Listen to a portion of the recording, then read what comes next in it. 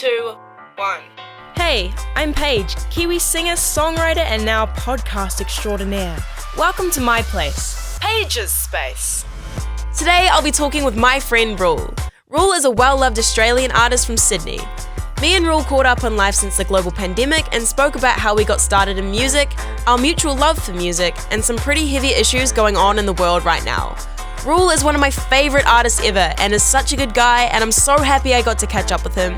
So here we go, my chat with Ruel.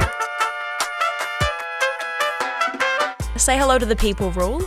Hello people, this is Ruel. How you doing? I'm sure they're doing great.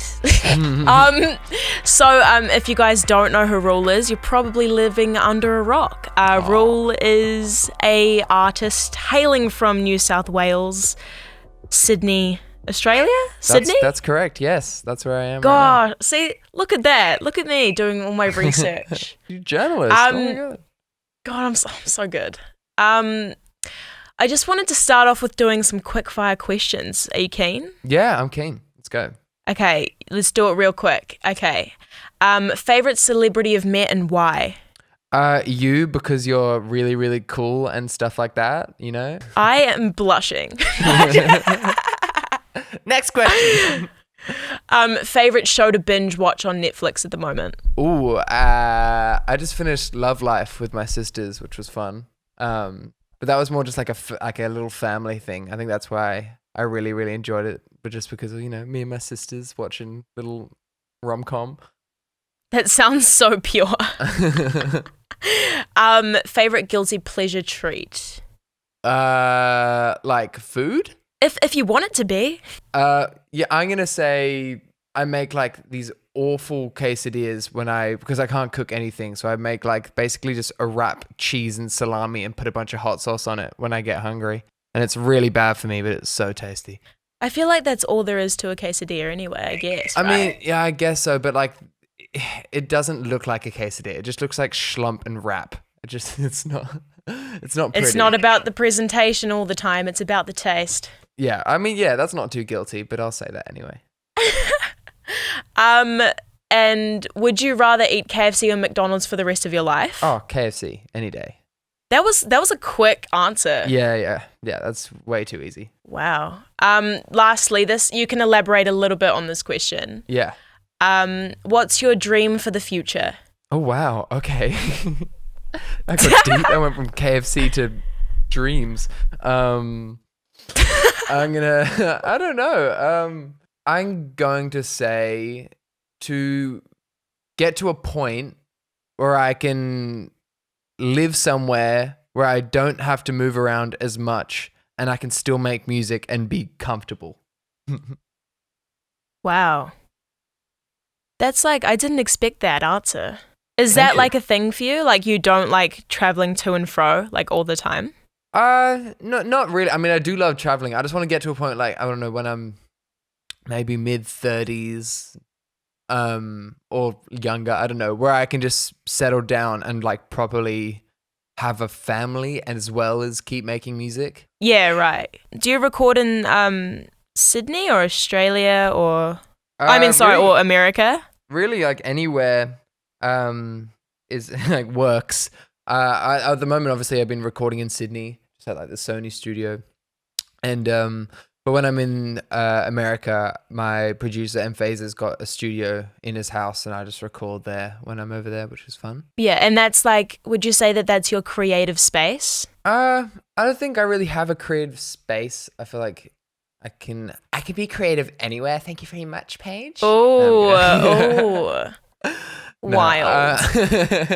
No, I'm kidding. I definitely feel like those are my two spots where I am most productive. Yeah. Yeah, right. Because I mean, like, I have my spaces where it's like, I'm creative usually like when I drive. Oh, wow. But that's annoying because you can't like write something down while you're on a drive. Yeah, no, usually people think that I'm just a texter and driver. I'm not. I'm a voice audio, voice memo and driver. Hey Siri. It's a classic. Hey Siri. Yeah, it's like, but then I have but usually like I have my creative space and then my productive space, and my productive space is where I like need to be. Yeah. You know? Let's talk about how we met. this is a bit of a story for me. I know it probably isn't for you, but for me, it's quite thrilling. I would like to hear your perspective of it. Oh my gosh. Okay. I'll talk about. Okay. So I got asked if I wanted to open for you in Auckland, New Zealand, Shed 10. Yes, that was correct. I was really excited about it because it was something I was talking about that year. I was like, oh, like this year I really want to open for Ruel. Like if he ever comes to New Zealand, I really want to do that. And then the opportunity came out in front of me and I was like, oh my gosh, like, yes, hell yeah, I'm so keen. And then I was like, oh no. Because I was a big fan, still am. Aw, But I was a that's so stan, sweet. oi. Well, yeah, like I was really, really excited to have you on because I loved your music as well. I know I didn't reach out to you or anything, but I was happy that was how we met. It was very organic, I felt like. Yeah, it was nice, eh? Like, I'm glad that we didn't talk on social media or anything before. Yeah, you're right. You I feel know? that's really weird sometimes where I don't know, DMing someone or like an artist that I'm a fan of, and then I meet them at like a festival and it's super awkward because we don't know if we have to act like we've met each other before. But I don't know. It felt like a real human interaction. Yeah, because, I mean, for me, I feel like there's a social media face and then there's a real life face. Exactly. And so many people, yeah, they're very, very different. Yeah. And it was quite nice too because I think when we met, I was like, oh, okay, like he's really a genuine, down to earth, really good person. Aw. Like normal. Yeah, because I mean, like sometimes, you know, people aren't like that. But I was really happy about that. And it was really fun. And we Oh, it played was ping really pong and fun. it was great. We did play ping pong and I whooped you. Oh, don't know about that. I mean, I do know something I about remember. that. I know exactly that's how it went down. It's completely wiped out of my memory. How was it for you, Oi? Like when we met? Yeah, so I knew like a few of your songs. I was like, I loved your music, and I actually came across it obviously because of Billie Eilish, because you know you had a little thing going on with her, and I was like, I think I was watching that live stream where she shouted you out, and then I went and checked it out, and I was like, oh no, this girl lives near me. I gotta really listen. And then I started listening, and then. Yeah, I remember watching you play ping pong, and I wanted to play ping pong with you, but I was like too nervous to like go up because I'm real awkward with meeting new people, and I ended up just I don't know doing it. Aww. Yeah, that was funny. I was watching your sound check that day too, and I was like, oh my gosh, because I couldn't stay for the show. Oh yeah, true. Yeah, because you had that show at the bar. Yeah, I had another show that night as well. Yeah. And I was just like so excited to watch the sound check because I'd never seen you play before. And I think you were like my favorite artist at the time too because I really loved Younger. I know that sounds really typical because like that's such a popular like OMG, song you're of yours. such a local. Oh my god. It's so mainstream. I don't care, okay? I'm going to be proud about what I love.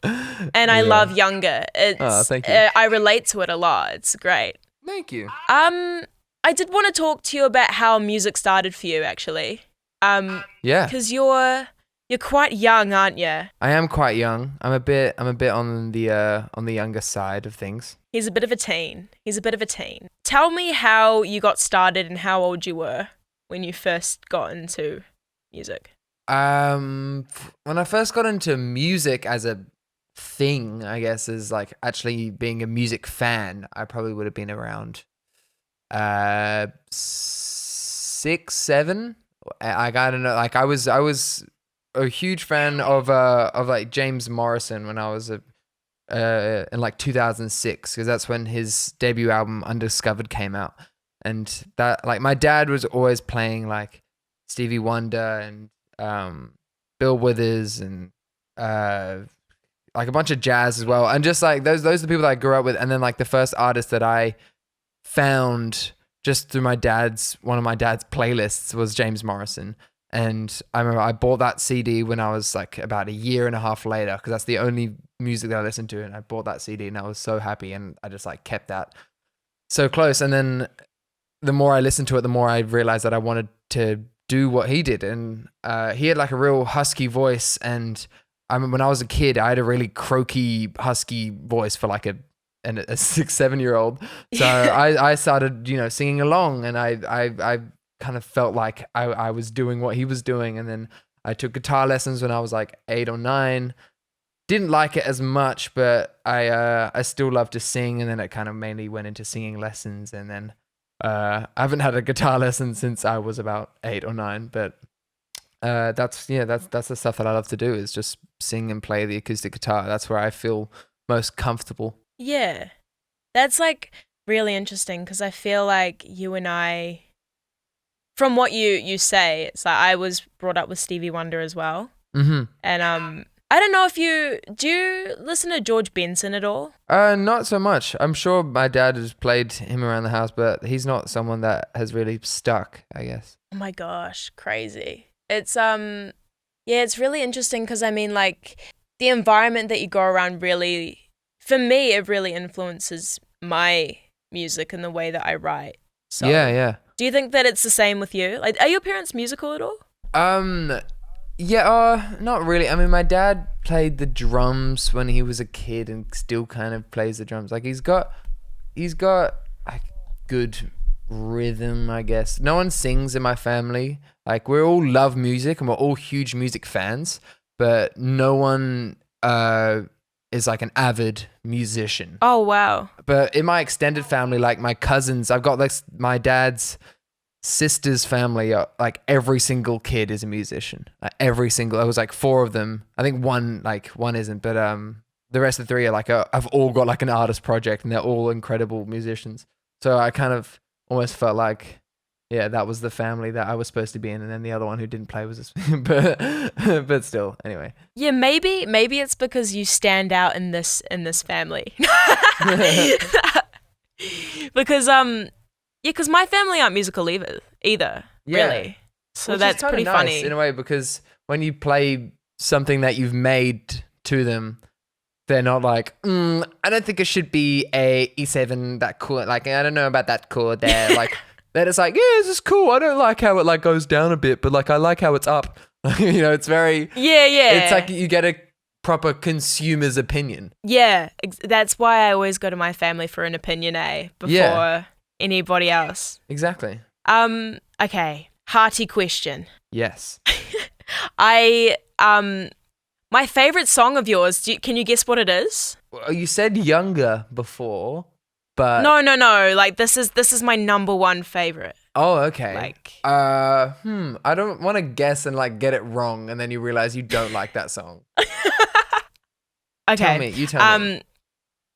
So I really like your song Hard Sometimes. Oh, are you okay? Oh wait, I know it's really like emotional. I always drive to it. I always post it on my story at like 3 a.m. After I've had a cry. I love it. it. Thank you. Do you want to talk about the song? Yeah, well, this song I wrote with a guy called Ruel and Phases when I was in the United States of America in Los Angeles. And I was real sad, obviously, because as you can tell in the song, I was really just missing my friends a lot. I've been in the States for a while. I think I'd like just come off tour, and I wasn't going home. I was going straight back to writing. So, I was just kind of in not the best mindset. And this was really the first time where I felt like I could open up to a stranger, because I'd never met Rabel before. And with all sessions I've had, I've kept it pretty surface level, everything I've said and everything I've written about. And this one, I just got along with him so well, and I just really opened up. And then he opened up to me because he'd been on tour as well. And we really related to it, and it came out so quickly. Like we wrote the full song in about like 45 minutes. And it was really sweet, and like we were both so attached to the song so quickly. Like all 3 of us in the room were just like, oh wow, this is really true. And we all really felt every line, and it was very specific. And it depicted exactly what we were feeling. And it's very personal, obviously, but Yeah. but like when I like people say about that song, like they automatically think that I hate touring and I hate being away from being away from home. But Yeah. I guess like songwriting for me is focusing on one thing and just exaggerating it. And so this was just like one small negative of touring is obviously being a bit homesick. So I made a whole song about being incredibly, unfathomably Dramatically. homesick. Yeah, exactly. Oh wow. Yeah, like I listened to that song and I was like, wow, like this is really nice. 'Cause I mean, for me, obviously I love writing sad songs. Yeah, but it's so much fun. I like how much I like how much vulnerability comes out of it. And I feel like for that song, because you're a bit of a comedian, Ruler. You're a bit of a laugh. Stop it. You're a bit of a cracker. Oh, I just had to say no. it. Yes. But it's nice to hear you kind of all sad. Yeah, thank you. Thanks so much for. Yeah, you're welcome. Nah, but it is nice to hear you open up about something that like is a real. That's the thing. I'm not very comedic in my songs anyway. Like I never really have any like snarky, witty remarks like a lot of artists who have a sense of humor do. So, but I felt like this was the one where I just really just went hard on the sadness. Yeah. Yeah, and don't you find it's just way easier to write sad songs as well? They come a lot quicker because whatever you're feeling, and like obviously sadness I feel like is a very strong feeling, and it's when you've got the right music behind it really can just spill out really quickly, so it's quite attractive to write sad songs for me. Yeah, no, I think I feel the same. Like you can indulge in it in a different way. I've never really obviously fun songs are fun, but they are fun, but like I don't know, you really feel it when it's personal and it kind of reflects on some sort of trauma. Yeah. Oh gosh. Speaking of trauma, how has your lockdown been? Oh, great segue. It's been all right. I've been just trying to adjust to doing the same thing and being in the same place every day, which I haven't done for the past almost 3.5 years. I haven't spent more than a few weeks in Sydney in the past 3 years, and now this is just since mid-March. I've been here, in the same house every day, waking up in the same bed, and it's been nice. Obviously, like for the first like month and a half, it was a bit of a novelty, and I was really, really loving it, and I was just loving being at home, and I was really, really creative in those couple months, and I was writing a bunch of stuff, and I was setting up a studio in my house, and I fully like decked it out, and I was really feeling like an artist. I was feeling like a proper, musician. A proper I felt like I was creative, doing it right, and also all my friends were also on holiday, so I was going on like the classic walks, like because in here you could go on like a walk with on your friends. So I'd like go on a walk with all my friends every morning for like exercise, and that was really nice. And then as soon as my friends started going to school, and I again like they went back to school, I was like getting pretty lonely again. And then my family was going back to work, and then my sisters are going back to uni. So it's kind of just been me in the house. I mean, trying to get out as much as possible, but it's kind of got to a point where I'm like a bit by myself. Yeah. What about you? How have you been, Dylan? Yeah, I've been good, eh? Like, I mean, the lockdown was obviously really hard for a lot of people, which is awful and it sucks. Luckily for me, it hasn't been bad. Because we live in New Zealand and we have such a great government that really seem to care about the well-being of everybody. I know. We've been on a crazy you and lockdown. Your Jacinda, we're jealous. Yeah. Yes, Jacinda. Yeah, she's so great, eh?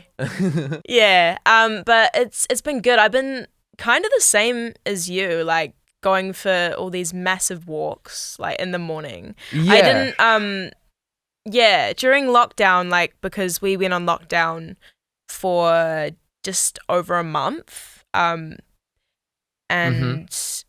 it was weird because I didn't get to see anybody, like nobody that I knew except for my family, because I'm living with my family. Yeah. How did that work? Were you fighting a lot? Was it pretty peaceful?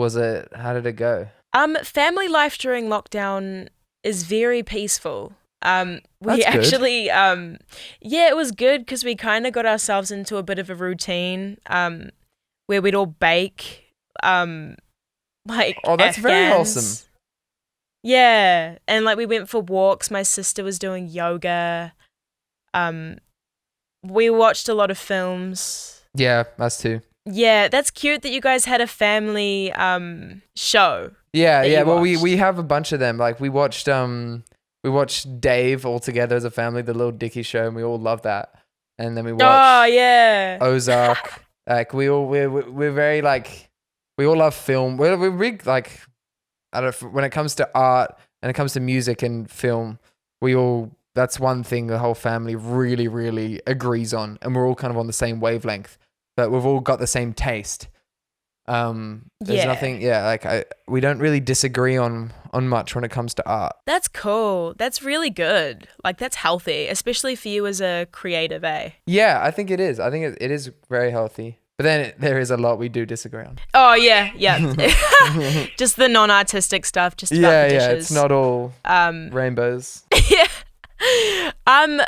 There's something I did want to talk to you about. You have an incredible fan base. Yes. A lot of your fans do talk to me. Yeah, they love you. I'm not surprised.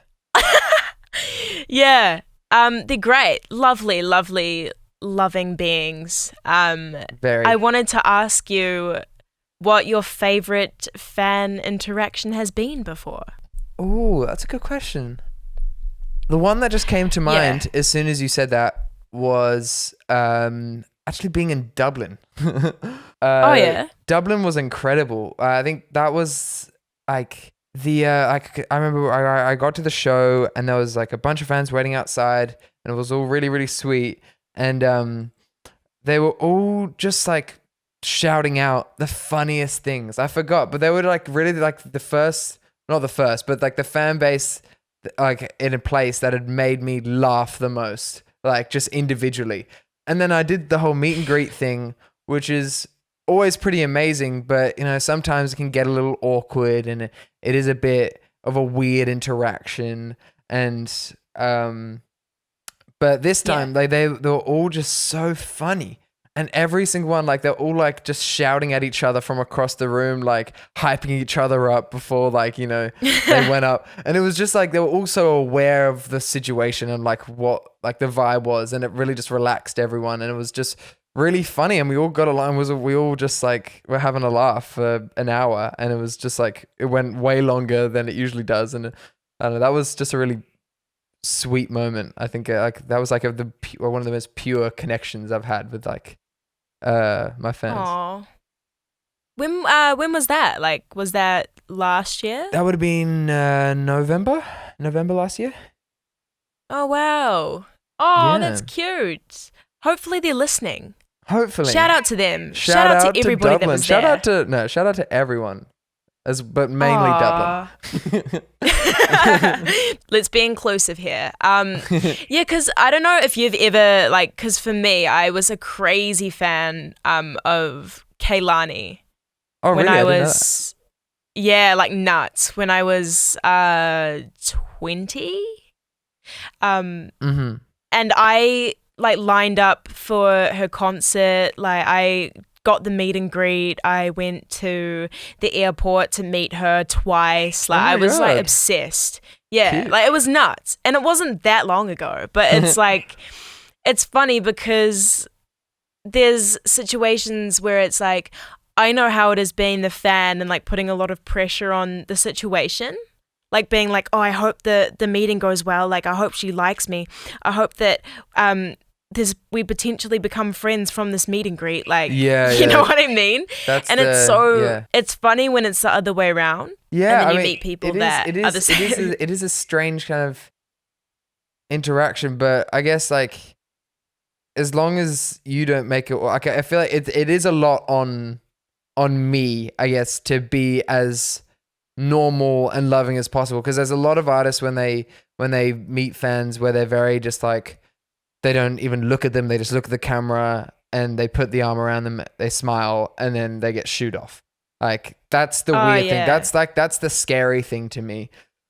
But Yeah. I feel like, yeah, once, if you really just look them in the eye and you make them known that they exist, because like it does make a difference, I think. Yeah.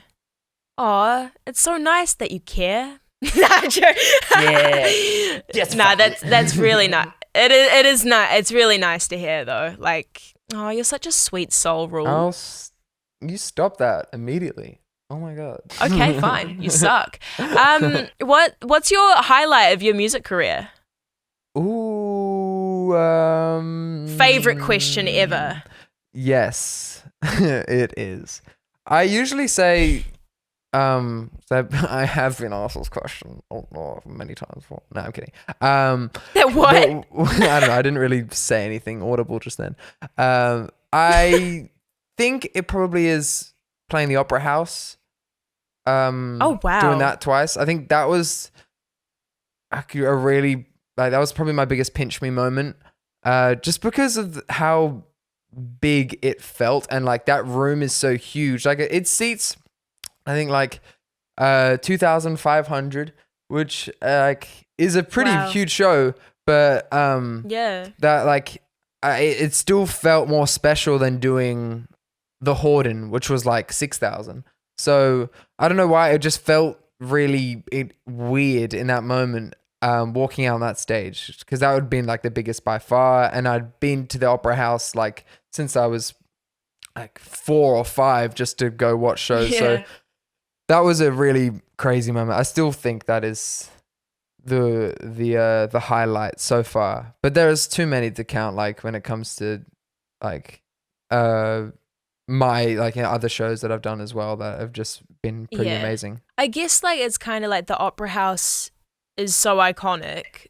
Yeah. To you. Yeah, because, I know. like, It felt you live in weird Sydney, seeing my right? name at like the box office. That was like a strange thing. Like walking past, or like driving past into the like driving backstage, like underneath the tunnel. Like I saw my name on the box office thing, and I remember just like seeing some of my favorite artists like on that box office. So it was, yeah, that was really nuts. Oh, that's so cool, Louis. I did lastly want to talk about a current event that's happening in the world at the moment. Yes. Obviously, Black Lives Matter Yes. has always been a really important discussion, but right Extremely, now it's like crazy. More than ever. And there are so many people speaking up, you know, so many people demanding change, you know, and it's really cool to see. It's been amazing. Yeah, and like I mean, for me, I didn't know a lot about the oppression of like Black people in America, and I mean even Māori in New Zealand, Aboriginal in Australia, and it's something that I've learned a lot about. But I think one thing that I've learned the most about is because I've always been the type of person that's been really quiet on issues. Not too quiet, but kind of just like didn't want to say anything wrong, or like didn't want to say anything offensive. I've been the same, exactly, yeah. Yeah, and it's kind of even scary to talk about it now, to be honest. But I read this. You're never going to please everyone that sees like, you know, what you write. You just got to do something that you truly believe in and you think is the right thing, and you got to get the resources, and you got to learn. Anyway, you continue. It's like I agree, like exactly. But it's like I went to a march in Auckland, and I read this sign, and it said, "There comes a time where silence becomes betrayal," and that's when I was like, okay, like I should probably start saying more, because it's better to say something about, like, because I know what my opinion is, and I know my opinion is that Black lives really, really, really matter. Yeah. Like a lot. Like, Yeah, you know what I exactly. mean? Yeah. It's like, it's has crazy it- that that's even the argument, that's the staple. Like, Yeah. like, I don't know, it's so insane that some people disagree with that statement. That like that's controversial. Like that's the weirdest thing to me, is that could be something that could raise eyebrows in a room. Like anyway, we are lucky that we have that education. That's why it's our duty to post and to share the right articles and to share the right resources, so people who follow us, because we do have a following, like who may like have parents who are racist, who have taught them otherwise. So if there are people that look up to you, that is a huge power to, you know, make sure those people are doing the right thing. Yeah, that's such a good thing to say. Like, because it's crazy how some kids are like that, you know, obviously admire you and all that. Like, they might be living in a household with people that think otherwise and tell them otherwise, you know. So it's important that, you know, we do our part and say something. Is that something that you've learned through this time, like, is to learn to speak up, or have you always spoken up about like worldly problems? Like, is there anything that you've really learned? Well, like you said, when it comes to world problems and like stuff like that, like I have in the past definitely been silent on social media, because I'd always just thought that if I say nothing, there's no way this can be turned on me and make it look like, you know, something that I didn't like. Being too opinionated, I've always been scared of being too opinionated on my social media, because I've always wanted it to kind of be like, this is what I do instead of this is who I am.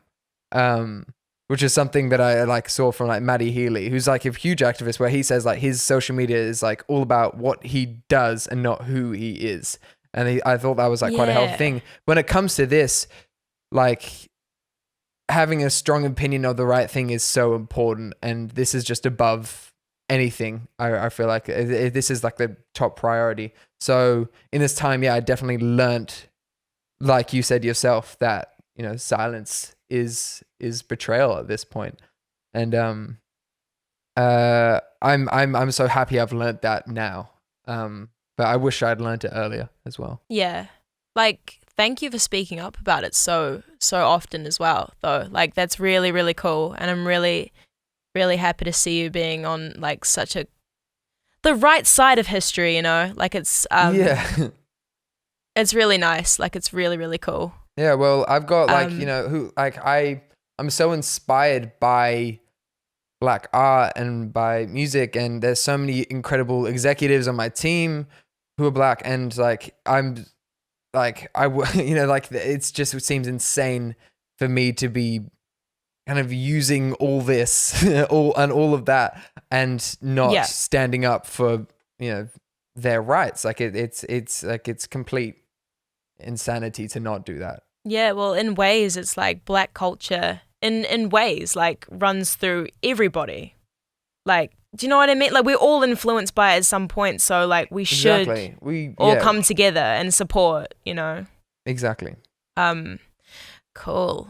Thank you so much for having a talk to me, Ruel. I really appreciate your time. Thank you for having me. This was really nice. Keep writing incredible songs. Aww. You're going to make me all teary. Don't make me cry when we end this, Ruel. Cheers. All right, keep writing mediocre songs.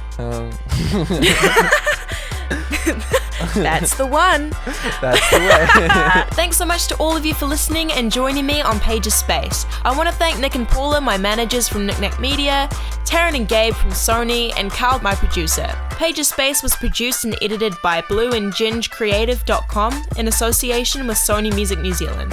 Be sure to check out my EP Let Me Grow on Spotify and Apple Music, plus visit pagespace.com for updates on the next podcast, merch, and all my social links. See ya!